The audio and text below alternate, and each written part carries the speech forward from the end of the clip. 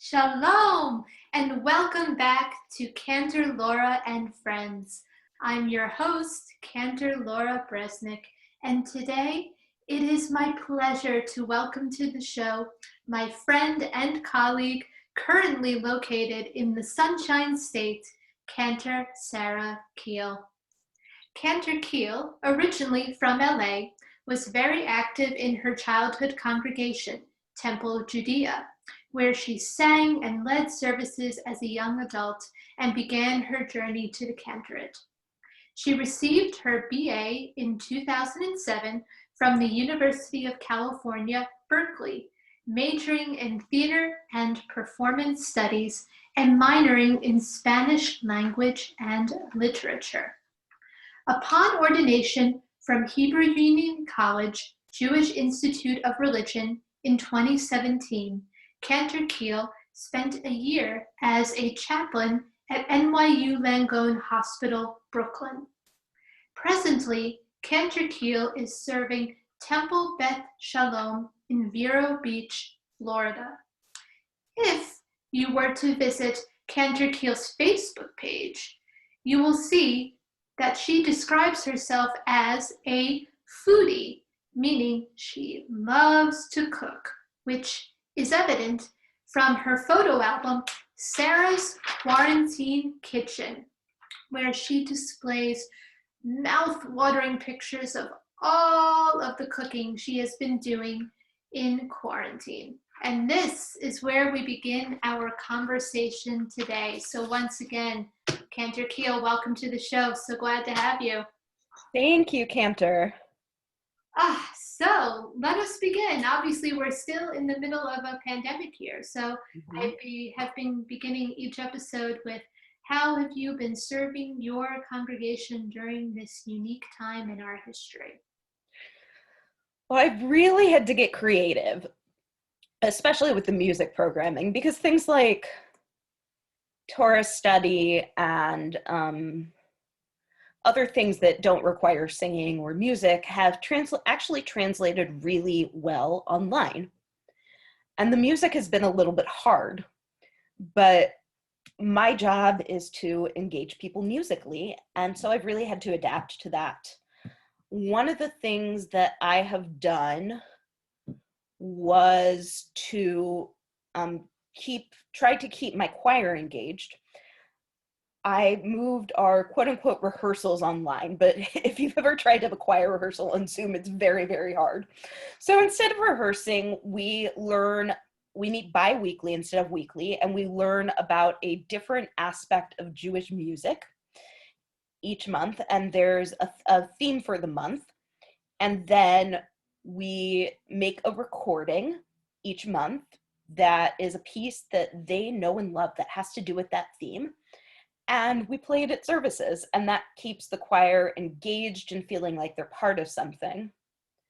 And also, I was supposed to have a big concert in last March, which was right when the shutdown happened. So unfortunately, that has been pushed back until after there is herd immunity. And instead, I've been doing a number of like mini Facebook videos, and over the summer did a couple of Facebook concerts. And so I've really been just trying to keep it creative. That's fantastic. And of course, one of those creative projects, as I mentioned in your intro, has been the Quarantine Kitchen. So tell the audience a little bit about that. So I needed a hobby. In the beginning of the pandemic, it was very hard to go out anywhere. I couldn't even really go hiking because it was the height of the summer and it was a little bit too hot in Florida. For those of you who have been to Florida, you would know that it gets like in the 90s with 90% humidity in the summer. So I needed a hobby. I wasn't commuting to the shul anymore because I've mostly been working from home. And I wanted to spice up my dinners. Before, I was just kind of throwing some vegetables and some protein into the oven and calling it dinner. And I wanted to do something a little bit more creative. I have been a vegetarian in May, it will be 23 years. Wow. I was at a bat mitzvah. My friend, who is incidentally also named Sarah, told me a story about why she didn't eat chicken anymore. And that led me on my path to animal rights and wanting to save the animals. And so I just didn't feel right eating meat, and I have not eaten meat since that night. And lately, I've also been really into vegan cooking. I haven't quite taken the leap yet, which I know I'm going to get hate from people who are more hardcore than I am. But I do cook. Sometimes I cook vegetarian and sometimes I cook vegan, but I try and, you know, do whatever I can for the animals, and in this at the same time make something tasty. Absolutely. So, speaking of animals and the environment in general, um, obviously we have the Jewish holiday of Tu B'Shvat coming up next week. And so I'm wondering if maybe you could talk a little bit about how you see your vegetarian and vegan cooking fitting into the message of Tu B'Shvat. When I think of how my vegetarian vegan cooking fits into the message of Tu B'Shvat, I think about the Jewish idea of Bal Tashchit, which means do not destroy. Mhm. And initially in the Talmud, it's referring specifically to trees and specifically to certain species of trees. But I personally like to apply it to all creatures. And I don't like to destroy the lives of animals, which is where the vegetarianism comes from.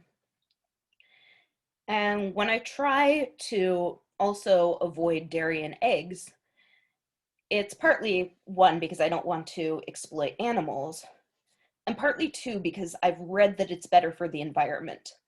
Again, I'm not as hardcore as some people, so I can't give you statistics off the top of my head. But I do know that factory farming contributes a lot of carbon dioxide to the environment, and which of course contributes to the destruction of the earth. And I also know that in certain places in the world, they've gotten rid of some of the natural ecosystems to make use for farmland. I'm thinking of Brazil and the rainforest, for instance. Mm-hmm. And so I know that by cutting down on the amount of animal products I use, I feel like in my little way, I'm helping to save the environment.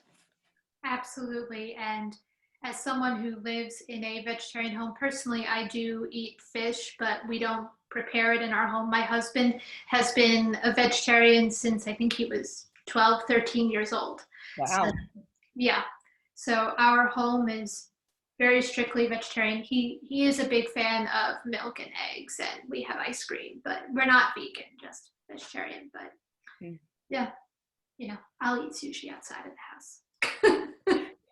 I eat sushi too, but I prefer like sweet potato rolls or avocado rolls or cucumber rolls.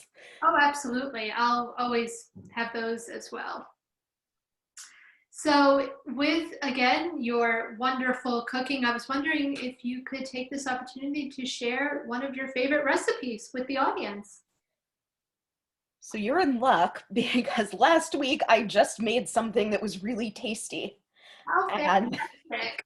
it's it's from this cookbook called Veganomicon by Isa Chandra Moskowitz and Terry Hope Romero. Very Very nice. nice book. By the way, if anyone's thinking of going vegetarian or vegan and you're not sure how to, I would highly recommend this book. The other one that I really like is La Dolce Vegan. And I find that having a cookbook helps you know which ingredients taste good when they're vegan and what ingredients taste good together and how can you be creative about your proteins and stuff like that. So cookbooks, good. So this is called butternut casserole. Very nice. It requires a pound of yellow onions, which are peeled and sliced. And a pound of yellow onions, by the way, is like 2 nice size onions. Third a cup of olive oil, a pound of chestnuts, either fresh or frozen, or and this is where the nuts come in because we were talking about nuts for Tu Bishvat. That's exactly. Very important for Tu Bishvat. Yeah, I got my chestnuts already peeled because it's kind of a pain in the tuchus to peel them. You need 2 pounds of butternut squash, which is like 1 medium-sized squash. You peel it and you cut it into a 1/2-inch cubes. I cheated on this part too. I got 2 pounds of cubed butternut squash from That's not cheating. Publix. Yeah, well, no, it's not. It made the recipe so much easier. A 15-ounce can of white beans. I got cannellini beans. They're delicious. And you have to drain those. And I also like to rinse them because it gets all the sodium off. 2 teaspoons dried thyme, a 1/2 teaspoon of ground coriander, a teaspoon of 1/2 teaspoon of nutmeg, 1.5 teaspoons of salt, freshly ground black pepper, and a 1/2 cup of vegetable broth. I'm very lazy here. I don't make my own vegetable broth. You can buy it at Publix or your local supermarket. I buy the organic kind, store brand. It's cheap, it's delicious, and you don't have to spend hours making it. Sounds good to me. As someone who really, I'll be honest, I cook to survive. Cooking has just never been something I enjoy, but I love hearing about it. Oh, I like to cook. I just like, I take shortcuts where I can because there's only so many hours in the day, and I do have a job. So you heat the oven to 375. You put the onions and the oil in a 9x13 casserole dish and roast them for 20 minutes. And they're gonna come out lightly browned and nice and soft. And then you peel the chestnuts if you're using the regular kind. Again, I didn't because it just, I don't know. I looked it up online and it looked hard. So I was very lucky. I found some bags of already peeled and ready to eat chestnuts, and I got 2 pounds worth of, or a pound of those. And you coarsely chop them up. And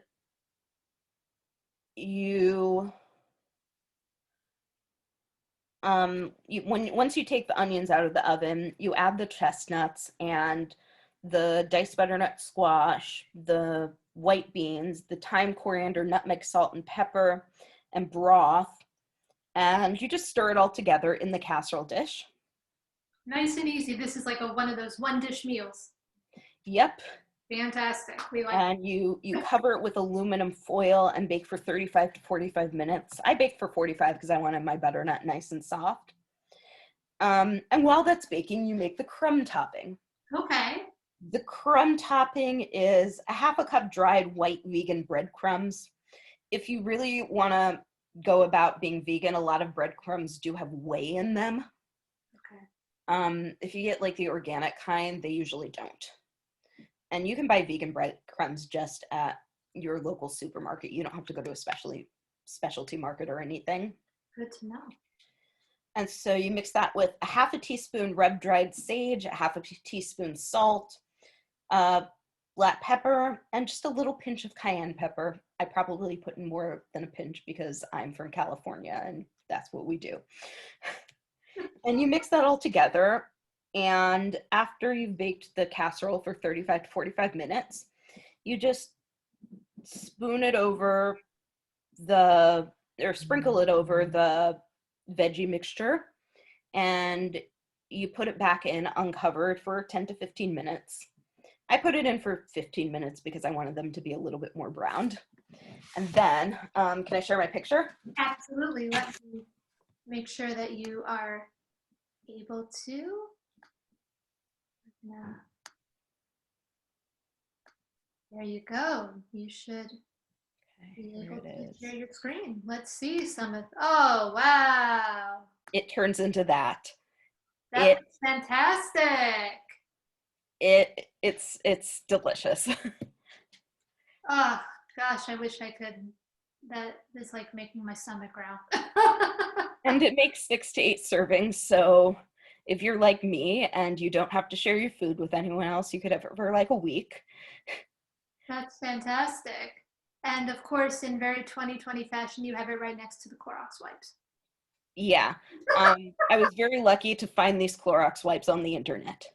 I love it. There's my onion chopping candle. I light it when I chop onions and it makes my kitchen smell nice and my eyes not water. That's awesome. That looks so Yeah. good. Ah, well, thank you so much for sharing that recipe. Hopefully, some of our viewers will be inspired. Maybe even I'll be inspired to do a little cooking because that really does look fantastic. Yeah. And of course, I was wondering if maybe you are not alone in your apartment. You have your cats and your kittens. Okay. Who's gonna come? Are you gonna come? Who's going to visit with us today? Okay, not Penelope Garcia. Maybe. Maybe. Really nice.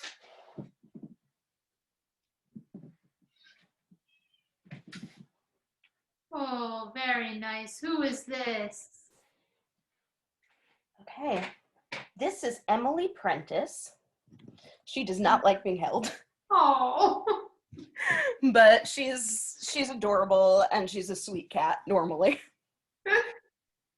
Well, who doesn't love cats? I mean, you've been a cat person since I've known you. I've been a cat person since I was like 3 and I saw Oliver and Company. Aw, very nice.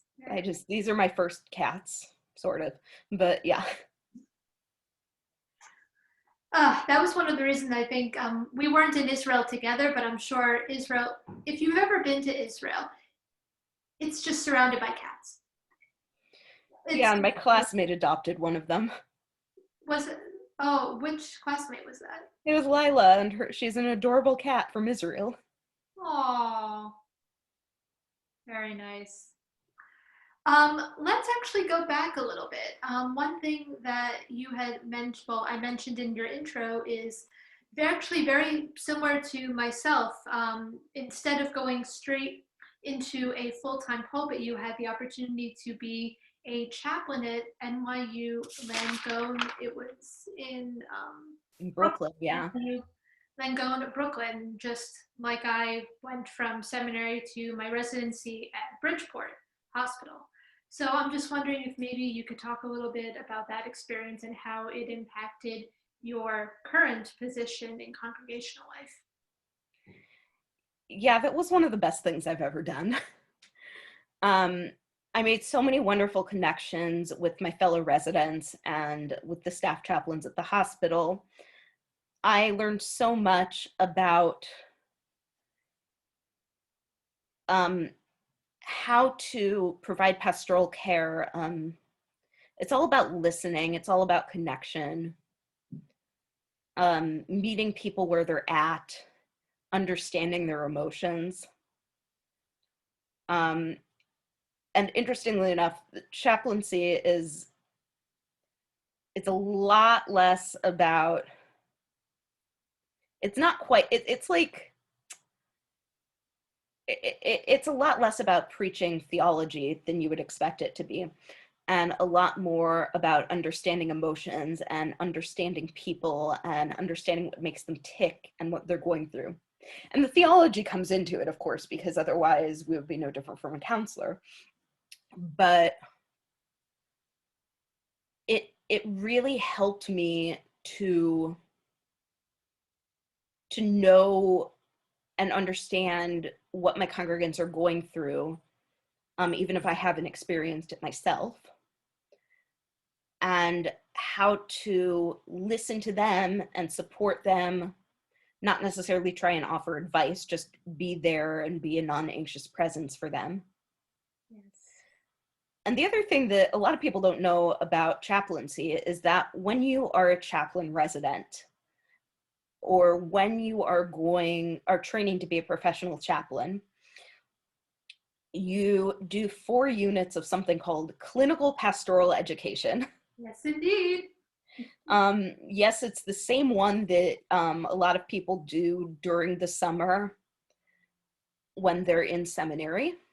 Um, I found the residency CPE to be a lot more intense than the summer unit. Oh, yes, absolutely. Because and I don't mean to say this to rag on the summer unit. I think that was a great experience too for me. But the residency is what a lot of people who are training to be professional chaplains do. So they push you to the brink. And you end up learning a lot about yourself. You learn a lot about what you're capable of, how you react in situations, how you behave, how you relate to other people, how your life experiences have shaped you. And it's really powerful. And I can't think of anything that has prepared me better for the cantor than that. I second all of that. I felt the same way during my residency, coming out of my residency. It's the most intense experience you will ever have. Oh, so intense, but so worth So it. intense. Ugh. And again, I agree with everything you just said because I know I personally experienced it myself, and I wouldn't change it for the world. It made No, and it it is like it's painful to go on a path of self-discovery like that. So, but you come out the other side of it really appreciating it. absolutely, you come out stronger. Mm-hmm. Yes, indeed. Ah, well, Cantor Keel, thank you so much for joining us here today on Cantor Laura and Friends. Is there anything else that you want the viewers to know before we go? Um, just that if you can read, you can cook. Um, don't be afraid to try new things. And that I know that 2020 was a hard year for people. And as you're recapping the year, it might be very hard to count your blessings. But I think that for me, having picked up some new dishes that I've never picked up before and getting to spend more time with cats. Yeah, I am a cat lady, and it's okay. My congregation knows it too. Yeah. And finding new ways to connect with people that I haven't before. I think that even in the midst of the pandemic, there are some blessings that we can count. And I hope that we can all go forward into the new year carrying that. Absolutely. As we are a few weeks into 2021 at this point, I Mm-hmm. know right now it still feels like 2020 in some Yes, it ways, but does. there will be a future. We will get to see each other again in person. It won't be like this forever. And as you said, for the moment, we count our blessings and do a little cooking. And you know what? Tu B'Shvat is like the new year for trees. Mm-hmm. So it's like New Year's all over again. Exactly. We enjoyed it so much, we get to do it twice. Yep. And of course, it's one of like multiple types of Jewish New Year's. Yeah. Rosh Hashanah, Tu B'Shvat. I feel like there's more. There is. And for my folks, you'll be able to read all about it in my next bulletin article. So a Oh, little good. plug for that. On that fun note, Cantor Keel, I'm going to let you go. Thanks again for being one of my guests on Cantor Laura and Friends. It was so good to spend this time with you. You too. All right, from Cantor Laura and Friends, this is Cantor Laura Bresnik signing off. Shalom, everyone. Shalom.